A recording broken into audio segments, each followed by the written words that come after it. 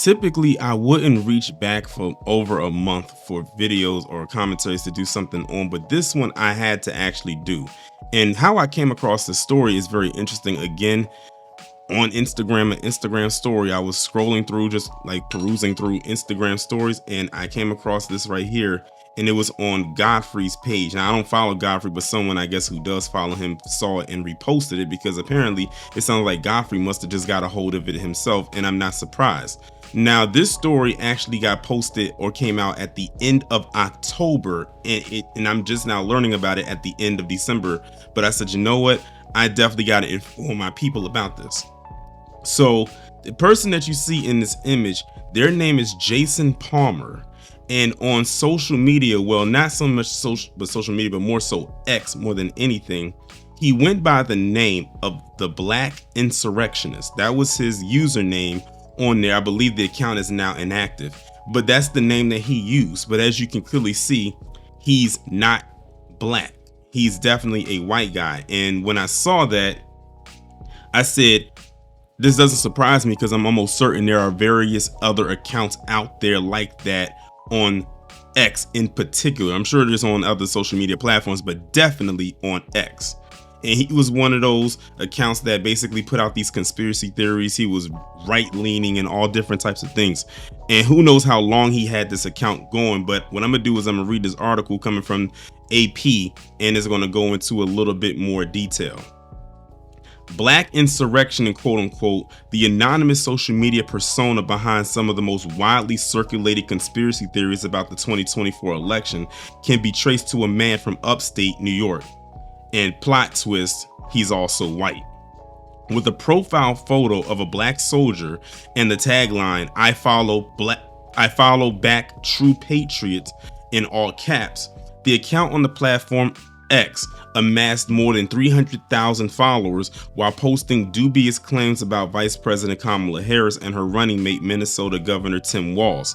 Some were amplified by former President Donald Trump, his running mate, Ohio Senator J.D. Vance, and their Republican allies in Congress. The most salacious claims have come in the closing weeks of the campaign. So like, again, this happened literally just mere days. This came out just like maybe about a week before November the 5th.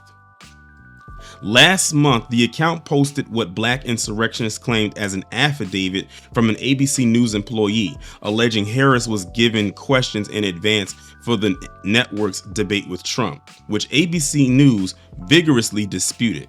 Trump approved, though declaring, I love the person. More recently, Black insurrectionists posted a baseless claim alleging inappropriate behavior between Walz and a student decades ago, a falsehood that U.S. intelligence officials said sprang from a Russian disinformation campaign.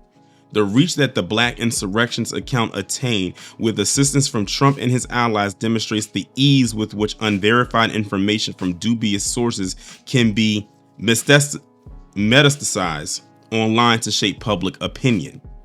The speed and scale of disinformation has been an animating force in the presidential campaign, with the potential to affect the outcome in a close election. The Black insurrectionist account is linked directly to Jason G. Palmer, who has his own questionable backstory, starting with the fact that he isn't black, which is obvious, according to an Associated Press review of public records, open source data, and interviews with a half dozen people who interacted closely with Palmer over the last 2 decades. The records and a personal accounts offer a portrait of an individual who has repeatedly been accused of defrauding business partners and lenders, has struggled with drug addiction, and whose home was raided by the FBI over a decade ago. He also owes more than $6.7 million in back taxes to the state of New York. He is far from African American, said Kathleen Albano, who said her deceased husband was involved in a failed business venture with Palmer. In emails and phone conversations, Palmer, aged 51, made a series of seemingly contradictory claims about his ties to the account, which was deactivated last week, several hours after the AP first reached out to Palmer for comment. He acknowledged in an email that he was involved with the account, but said that he did not create it. He also claimed to have owned it at one point before selling it in April or May to a person who he declined to identify. I do not know what is going on with this account, Palmer wrote in an email last Thursday, but in an interview on Tuesday, he said he participated in making claims about walls that were posted to the account this month, and he suggested that he worked as a quote-unquote researcher with a broader group. We did that with big people, national people, Palmer said. I have no comment on anything else regarding that. He also said that the account was primarily operated by a friend of his who is black. He repeatedly declined to identify who that was or put the AP in touch with the person. That's probably because there wasn't no black friend. Notice that to try to save his own behind, he's going to say now there was a black person that was operating the account, but he can't say who it was, and the Associated Press can't find who it was. A spokesperson for X, the social media platform formerly known as Twitter, did not respond to a request for comment. The AP traced the account to Palmer based on posts made by black insurrectionists that included biographical details about living in upstate New York, a screen name, and an email address. Those details cross-reference with information available online that the AP tracked down with assistance from Gisela Perez Diacha, an open source reporting specialist for the Human Rights Center at University of California, Berkeley. A video posted in March by Black Insurrection shows a computer screen displaying the docket of Trump's election case in Georgia.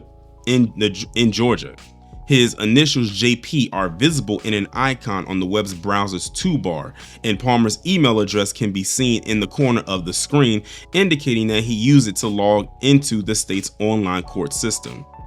The email address is linked to a phone number, according to open source data provider ocent.industries, that is listed for Palmer in New York court records. The same email is also linked to a Skype account with the username JG according to open source data provider Epios.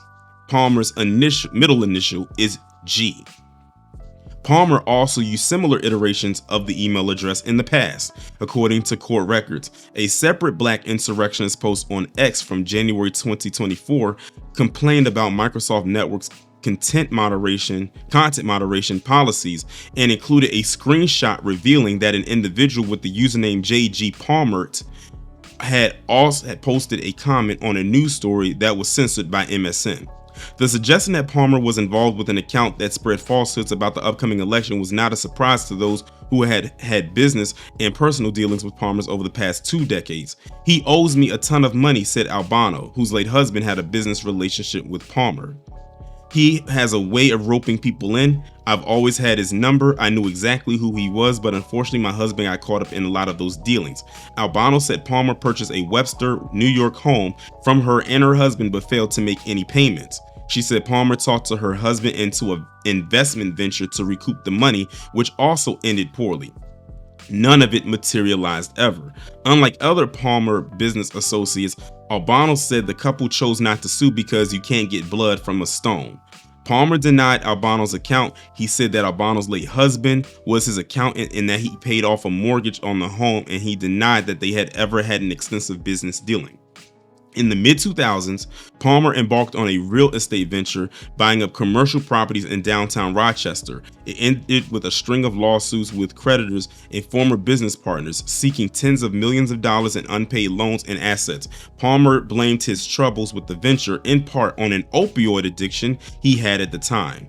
Some former business partners allege Palmer tried to seize control of buildings using documents with their signatures forged, according to court records. In a 2020 case in Oneida County, New York, a forensic specialist conducted a detailed analysis of a document signing over an apartment complex to a company in which Palmer held a stake. The specialist concluded that the evidence indicates that the signatures in the notary seal were produced by way of cut and paste or digital manipulation. Palmer said that it was actually his former business partner, William Mendrick, who had defrauded him. The case, which was brought by Palmer, was dismissed in 2022. Maureen Bass, a bankruptcy attorney in Rochester, said she wasn't shocked by Palmer's connection to an X account spreading conspiracy theories. Bass represented Wells Fargo in a commercial foreclosure case against Palmer and recalled that he once sent her old firm a lengthy email manifesto that accused local government officials of conspiring against him. It was rambling. He had been a victim of the axis of evil. Politicians had done things to him and had taken his assets, Bass said. So this does not surprise me.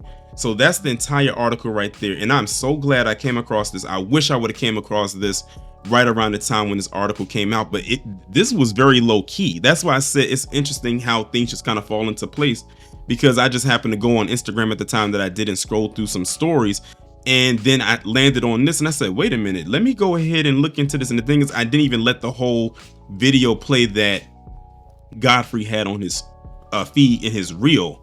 And all I need is a name. Went and typed his name into Google, and this article came, a couple of articles actually came up. But they kept this very low key. But like I said, I'm not surprised by this. But what's crazy is how much dirt they was able to find about this dude and his background. Like, his whole background just came to light by him perpetrating a fraud. And of course, it doesn't surprise me that this dude was pretending to be black the whole time. And it turned out that it wasn't him. And they tried to lie, and they was like, are you sure that that is not you? And they said they was able to find, username, screen names, the email address, all of that links back to you and this account. Even tried to lie and say he had a black friend that ran the account for him. My thing is this: what made you felt you were so important that you needed someone to run your Twitter account for you? Like, you were that busy? Now, only people who usually do that are celebrities, which this dude is not. I mean, he's kind of known now because of the stunt that he pulled. But at the end of the day, look at what this dude did. And he had to do what? Imitate a black person in order to do what he did. He didn't go out and imitate another white person. He called himself the black insurrectionist. Like, really, let that sink in. Like, man, I'm not surprised by this at all, though. I'm really not. But these, again, are the same people. You know what? I don't even have to give the usual spiel for that. Y'all know exactly what I was going to say. I'm just, again, shocked. Not even remotely close. But man, did this man have a lot of stuff going on in his life that span back decades. I mean, this guy is a straight up savage, a menace. I wouldn't say it's that. A menace is more like it. And now all his dirt is out in the street because of him getting caught faking the funk.